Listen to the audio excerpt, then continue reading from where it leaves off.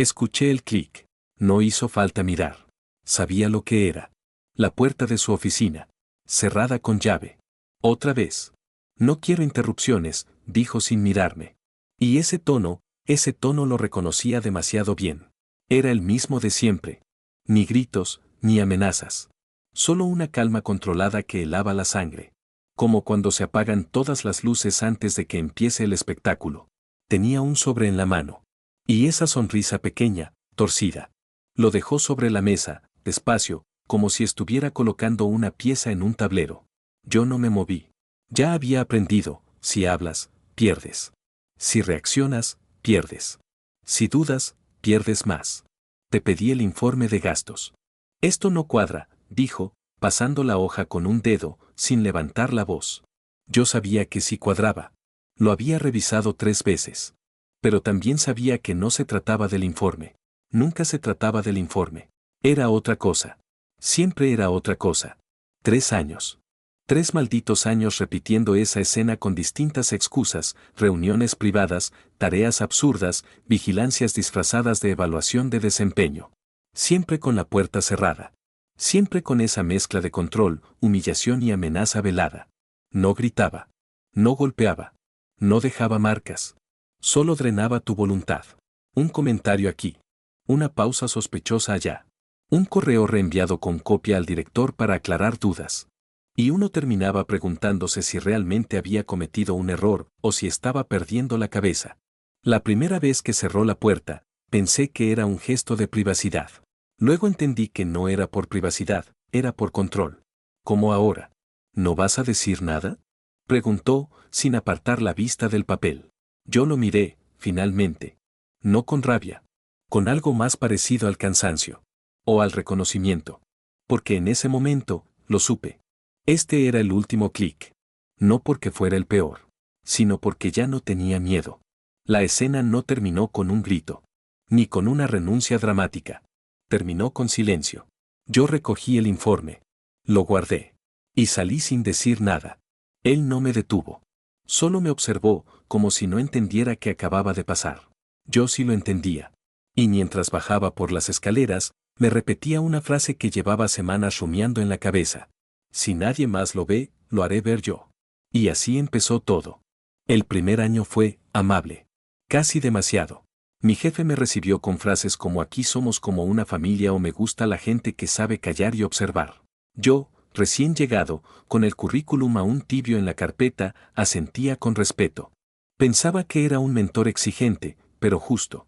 Durante esos primeros meses, no levanté la voz. Aprendí rápido. Cubría tareas que ni me correspondían. Me ofrecía para quedarme más tarde si había cierres de mes. Y cuando algo salía mal, asumía la culpa aunque no fuera mía.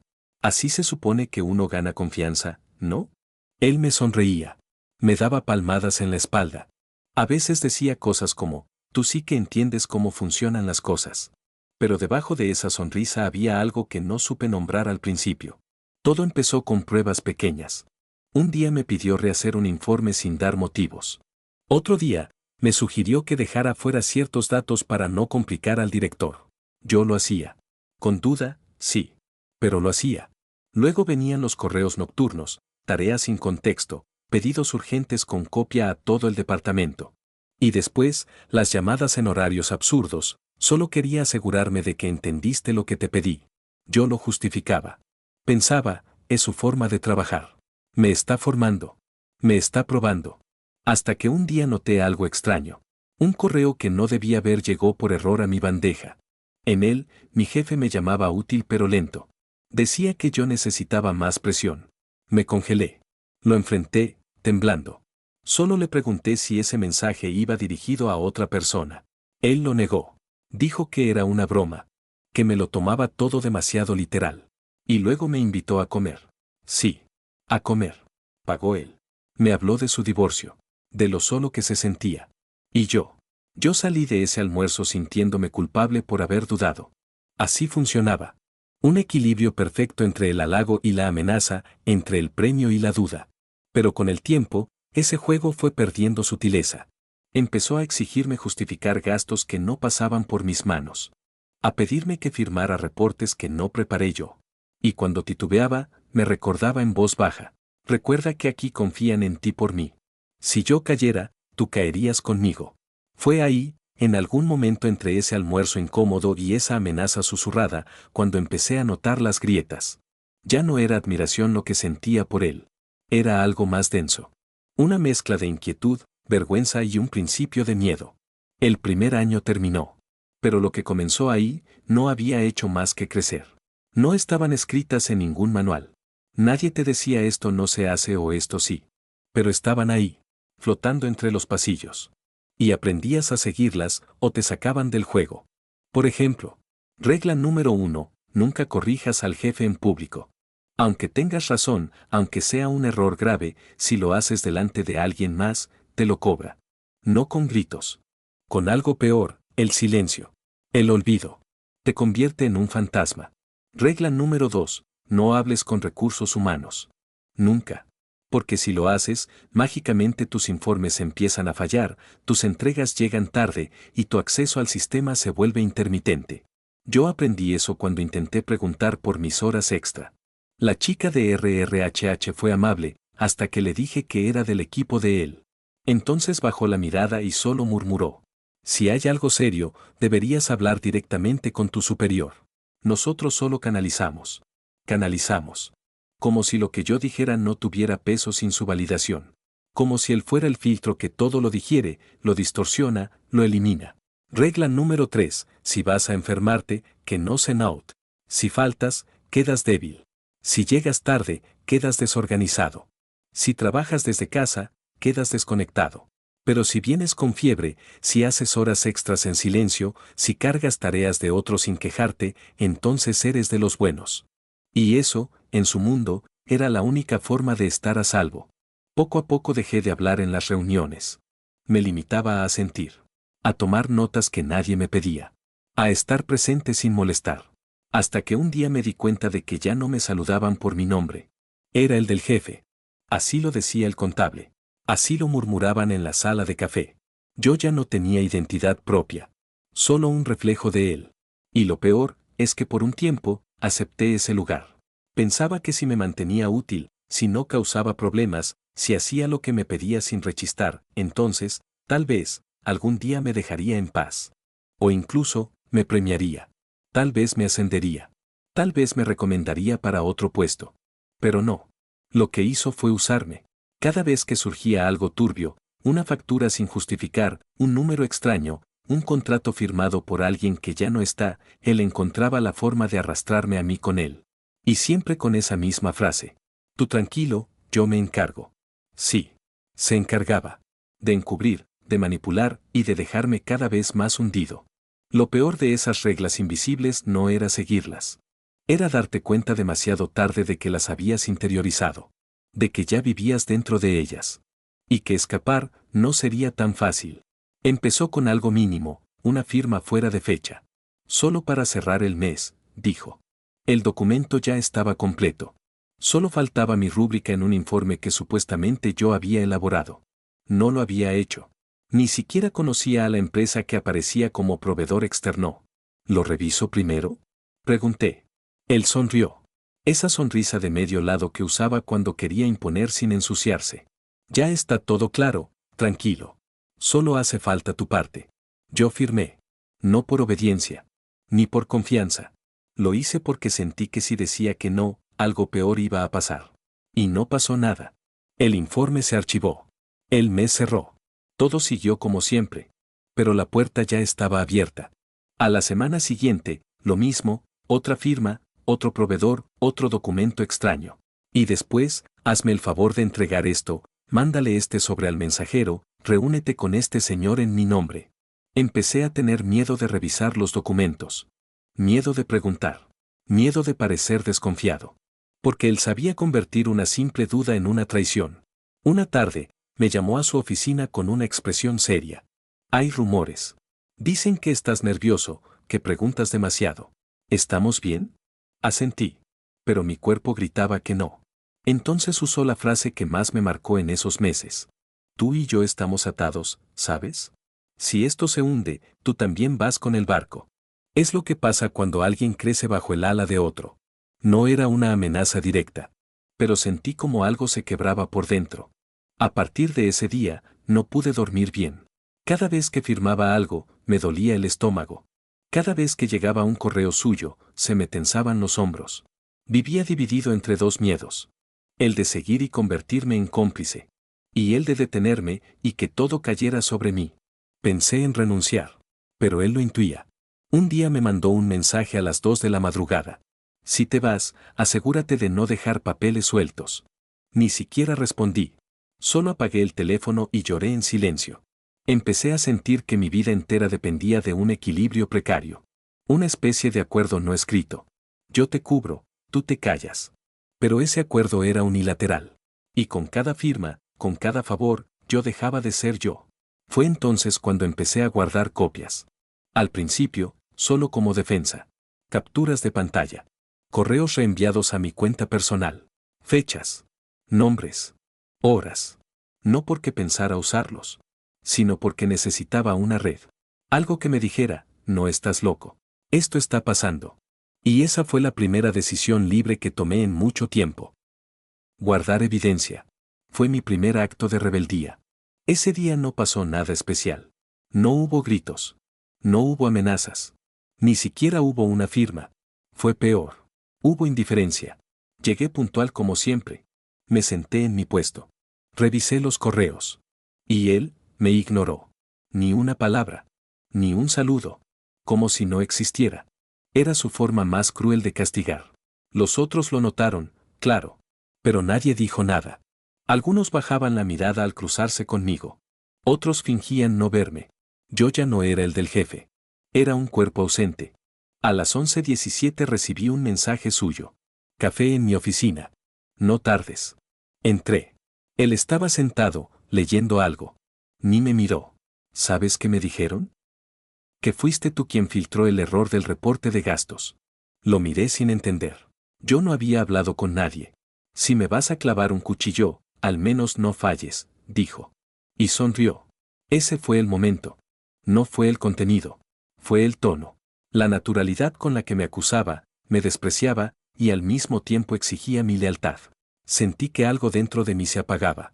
Como si un interruptor mental se activara para protegerme. Ya no dolía. Ya no me asustaba. Solo me sentí, agotado. Salí de esa oficina como un autómata. Fui al baño, cerré la puerta y me miré en el espejo. No me reconocí. Tenía el rostro flaco, los ojos hundidos, la piel tensa. Parecía enfermo. Y lo estaba. Pero no del cuerpo. Estaba enfermo de miedo. De culpa. De silencio. Me senté en el piso y respiré hondo. Muy hondo. No lloré. No tenía fuerzas. Solo pensé en una frase. No puedo más. Esa noche llegué a casa y no hablé con nadie. Busqué una libreta vacía y empecé a escribir todo. Desde el primer día. Con fechas. Con nombres. Con frases exactas que aún sonaban en mi cabeza. Me llevó horas. Días. Y con cada línea que escribía, el cuerpo se me iba soltando. No era un plan. No era una denuncia. Era, al principio, solo un acto de supervivencia. Una manera de recordarme que lo vivido fue real. Que no estaba exagerando. Que había un patrón. Un abuso. Una estructura invisible que me tenía atrapado. Y que yo ya no quería formar parte de eso. Al terminar el cuaderno, lo guardé en una caja con los correos, las capturas y las copias de todo lo que había recopilado en secreto. Lo llamé el archivo. Era mi seguro de vida. Aún no sabía qué haría con él. Pero por primera vez en mucho tiempo, sentí que tenía algo mío. Algo que podía usar. Y esa noche, dormí. No profundamente. No en paz. Pero dormí. Porque después de años de obedecer, de callar, de dejarme romper, había hecho algo solo por mí. Era un martes cualquiera cuando llegaron. 3 personas. Traje gris, maletines, identificación del organismo de control financiero. Auditoría interna. Sin previo aviso. Se instalaron en la sala de reuniones. No saludaron mucho. No sonreían. Solo pidieron acceso al sistema contable y los reportes de los últimos 2 años. Yo supe, en cuanto los vi, que algo iba a romperse. Y recé, en silencio, para que no fuera yo. Él intentó disimular. Sonrisa de protocolo, tono colaborativo. Pero se le notaba en los ojos, estaba nervioso. Empezó a convocar reuniones urgentes a puerta cerrada, a dar instrucciones contradictorias, a revisar carpetas físicas con un apuro que nunca antes le había visto. Yo me volví invisible, lo cual era perfecto, porque podía observar, y sobre todo, podía escuchar. Escuché cómo llamó a su contacto en administración, cómo le pedía corregir ciertos informes antes de que los revisaran, cómo hablaba de limpiar rastros y de buscar una cabeza de turco. Y supe, sin margen de duda, que esa cabeza podía ser yo. El jueves me pidió que firmara un nuevo documento. Una corrección contable. Lo miré en silencio. No me tembló el pulso. Necesito revisarlo con más tiempo, dije. Me observó, sin parpadear. No es momento para titubeos. Tampoco para errores, respondí. Fue la primera vez que le contesté así. Y en ese momento lo entendí, él también me temía. Porque si yo hablaba, si yo mostraba lo que tenía guardado, toda la estructura que había construido durante años, podía venirse abajo. Esa noche, no dormí. Revisé mi archivo una vez más. Ordené todo. Separé lo que era opinión de lo que era evidencia sólida. Y envié un correo. Anónimo. Con documentos adjuntos. Destinatario, el jefe del equipo auditor. Puse solo una frase. Si quieren entender el patrón, empiecen por esto. No firmé. No di detalles. Pero sabía que bastaría. Al día siguiente, algo cambió en el aire. Él ya no sonreía. Caminaba rápido, sin hablar con nadie. Se encerró en su despacho todo el día. A las 4, lo llamaron desde la sala de reuniones. Tardó en salir. Yo lo vi pasar. No me miró. Y supe, por fin, que algo se había movido. No fue una explosión. No hubo gritos, ni esposas, ni policías entrando por la puerta. Fue algo mucho más frío. Una notificación de suspensión preventiva. Una revisión ampliada del área. Un agradecimiento por la colaboración voluntaria de todos los empleados. Pero yo sabía. Sabía que no era casualidad. La auditoría había llegado sola. Pero el golpe, lo había dado yo. Y aunque nadie más lo supiera todavía. Esa noche, por primera vez en años, sentí que tenía el control. Me llegó un correo oficial a primera hora del lunes. Asunto, citación para colaborar en la investigación administrativa. Lo leí 3 veces. No decía mi nombre completo. Decía el trabajador asignado al área contable bajo supervisión directa. Sabía que era yo. No me temblaron las manos. Pero sentí algo más profundo, la certeza de que ya no había vuelta atrás. Me citaron en una sala neutral, sin ventanas, con 2 sillas metálicas y una grabadora sobre la mesa. La funcionaria que me recibió no mostró ningún gesto particular. Tenía la voz tranquila, casi monótona. Me explicó mis derechos, me ofreció declarar bajo reserva de identidad. Asentí. Y dije que sí. ¿Desde cuándo empezó a notar irregularidades? La pregunta parecía sencilla. Pero detrás de ella venían otras 1000. Tomé aire, y hablé. No todo. No aún. Pero lo suficiente para que supieran que yo no era un peón ciego. Expliqué cómo funcionaba el sistema informal de correcciones. Cómo se me pedía firmar documentos preparados por otros.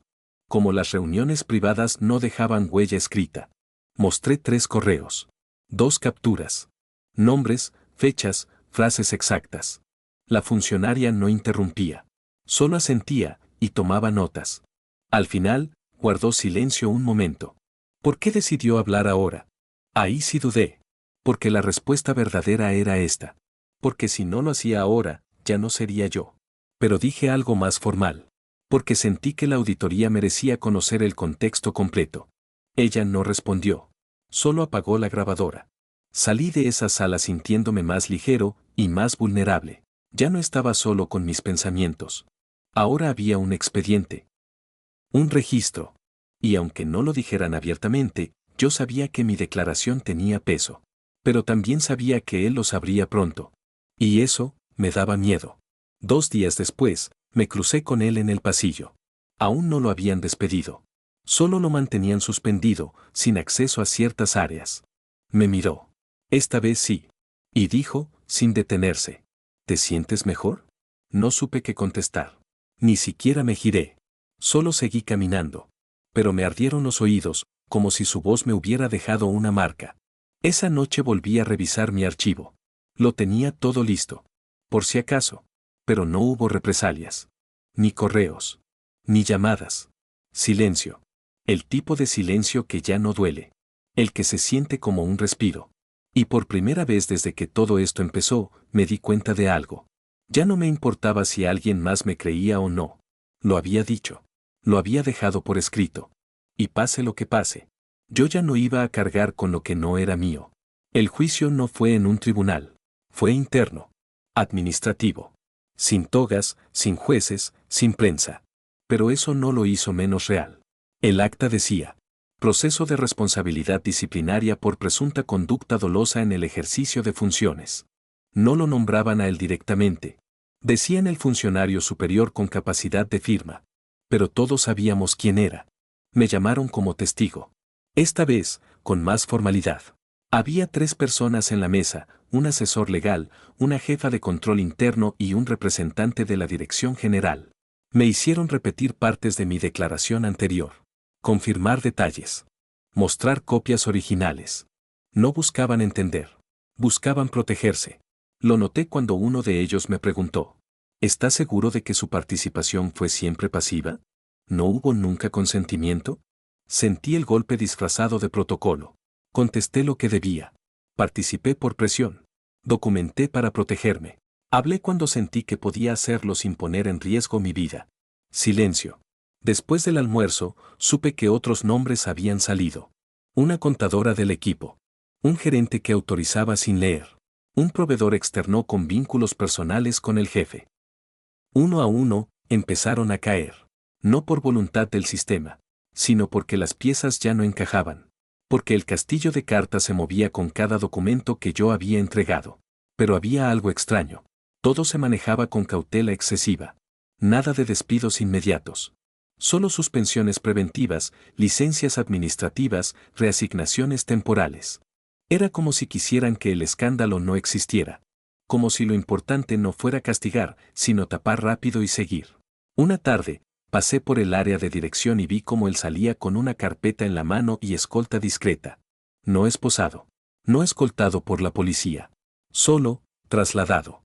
Un gerente de recursos humanos me dijo en voz baja: no quieren ruido. Hay mucho que proteger. Y ahí lo entendí. El sistema no lo defendía a él. Se defendía a sí mismo. Yo volví a mi puesto. Pero ya no era el mismo. Algunos me miraban con respeto. Otros con distancia. Había quien evitaba cruzarse conmigo.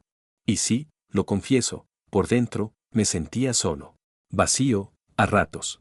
Pero también sentía algo nuevo, certeza. De que hice lo correcto. De que si no hablaba, si no documentaba, si no resistía, hoy seguiría atrapado. Y aunque no hubo justicia total, aunque muchos se fueron con el currículum limpio, yo me quedé. Con la espalda recta. Con el archivo a salvo. Con el cuerpo cansado, pero libre. Nunca hubo un aplauso. Ni una disculpa formal. Nadie me dijo gracias por hablar. El sistema no premia a los que rompen el silencio. Solo los tolera si tienen pruebas. Volví a mi puesto. Pero ya no era el mismo. El escritorio seguía ahí. La computadora también. Pero la energía había cambiado. No había más órdenes absurdas. No había más reuniones a puertas cerradas. No había más correos en la madrugada. Pero tampoco había calidez. Me pasé semanas reorganizando archivos, revisando tareas antiguas, poniéndome al día con lo que había quedado a medias durante los meses de presión. Hacía el trabajo mecánicamente. Sin prisa, sin pausa. Y poco a poco, mi mente empezó a bajar la guardia. Dejé de tener pesadillas. Volví a escuchar música en el camino al trabajo. Comencé a dormir sin revisar el teléfono cada 2 horas. Y me permití, después de tanto tiempo, hacer algo que antes sentía prohibido. Respirar hondo, sin miedo. No me volví héroe. No me ascendieron. No me dieron medallas. Pero empecé a escribir de nuevo. No informes, no correos. Páginas personales. Reflexiones. Líneas para mí. Para recordar. Para que el yo futuro no olvide cómo fue estar al borde, y no saltar. Un día, recibí un mensaje de una excompañera. Una que había sido testigo, pero siempre guardó silencio. Leí lo que hiciste. No todos podemos hacerlo. Gracias por no rendirte. Lo leí 3 veces. No contesté. Solo lloré un poco, en silencio. No de tristeza. De alivio. Meses después, me ofrecieron cambiar de área. Nuevo jefe. Nueva función. Dije que sí. No porque quisiera empezar de cero, sino porque sentía que ya había cerrado un capítulo. Y merecía escribir otro. Me llevé pocas cosas, un cuaderno, un bolígrafo, y una copia del archivo que guardé en una memoria USB con contraseña. No por paranoia. Por memoria. Para que si algún día alguien me dice no fue para tanto, yo tenga como demostrar que sí lo fue. En mi nuevo equipo, tardé en hablar. Me limitaba a observar, a escuchar. Pero noté algo, la gente ahí sonreía más. Preguntaba cómo estabas. Pedía ayuda sin miedo. Era otro mundo. Y aunque aún me costaba confiar, me dije que valía la pena intentarlo. Paso a paso. Sin prisa. Como quien repara algo roto con las manos temblorosas, pero con fe. A veces pienso en él. En si duerme tranquilo. En si logró manipular otro sistema como hizo aquí. Pero luego me recuerdo. Ya no me pertenece. Su sombra ya no vive en mí. Su voz ya no dicta mis movimientos. Y eso, aunque no lo vea nadie, es mi mayor victoria.